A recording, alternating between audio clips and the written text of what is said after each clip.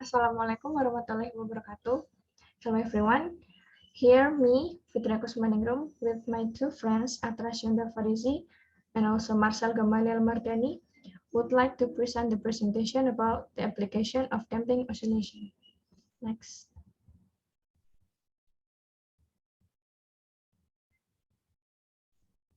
The first thing first, what is damping oscillation? Damping in physics, restraining of vibratory motion, such as mechanical oscillations, noise, and alternating electric currents by dissipation of energy. In practice, some energy on an oscillation always dissipated by a resistive or viscous process. For example, the amplitude of a freely swinging pendulum will always decay with time as energy is lost. And the graph in the left side is an example of damping oscillation graph with time in the x-axis and yt in the y-axis. Next.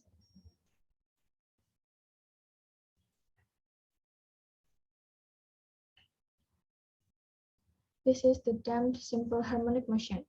In damped oscillation, the energy is not conserved because there's another force acting to the oscillation as the resistance, which is proportional to the velocity. The direction of the friction force or resistance is opposite of the initial force. With Newton's second law, we can have the mathematical model of damped oscillation in a mass spring system.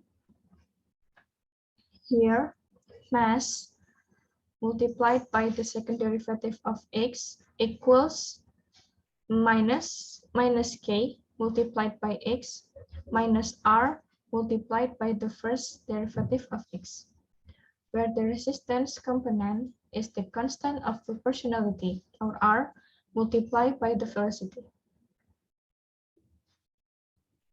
Next.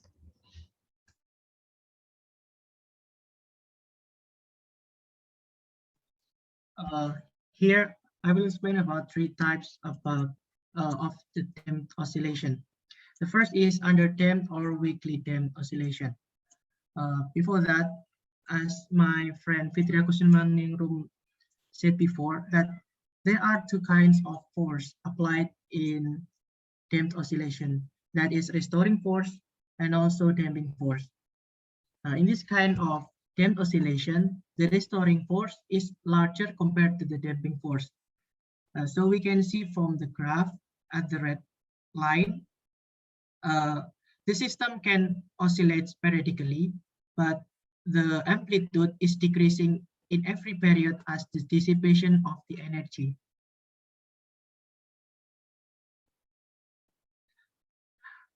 The second one is critically damped oscillation. In this kind of oscillation, the restoring force and damping force are comparable in effect. So unlike the previous, the system cannot oscillate and the amplitude dies away exponentially. And the third is strongly damped oscillation. The damping force is much stronger than the restoring force, and the amplitude dies away as a modified exponential.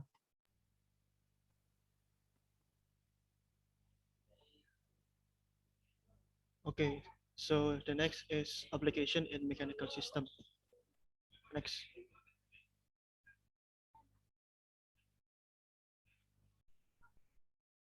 Okay, so basically, the damping oscillations can occur in all types of system, like mechanical system, electrical systems, or thermal systems.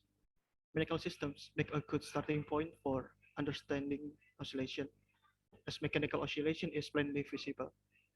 One of the mechanical systems that use this damp oscillation is shock breaker system in a vehicle. Next.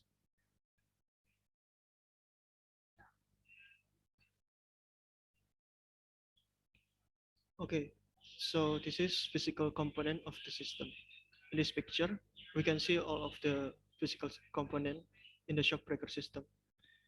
If there is a normal force, maybe from bumpy surface, acting to the shock breaker, which is equal to m as a mass multiplied by acceleration, there will be two kind of reaction force. There is a damping force from the shock absorber and restoring force from the spring.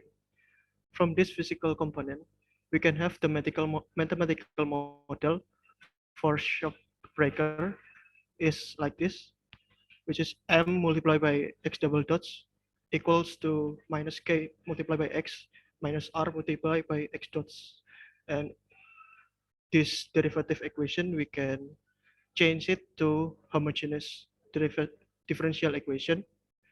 It is X dots plus R over M multiplied by X dots plus K over M multiplied by X equals to 0. Next.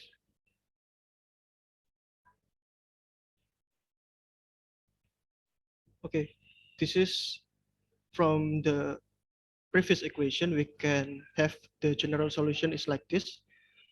The x function of t equals to x maximum as the amplitude, and then the Euler number powered by a minus rt over 2m multiplied by cosine of omega xn multiplied by t plus c.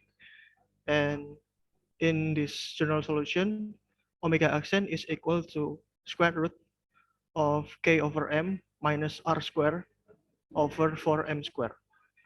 Next.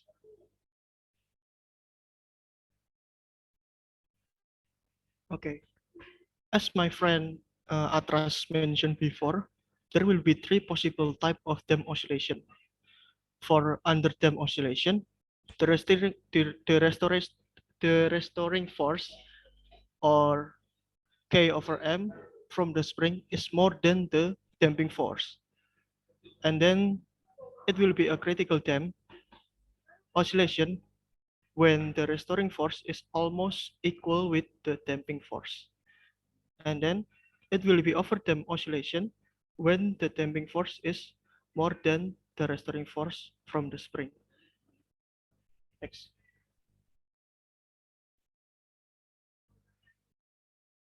Okay, maybe that's all from our groups. Thank you for your attention.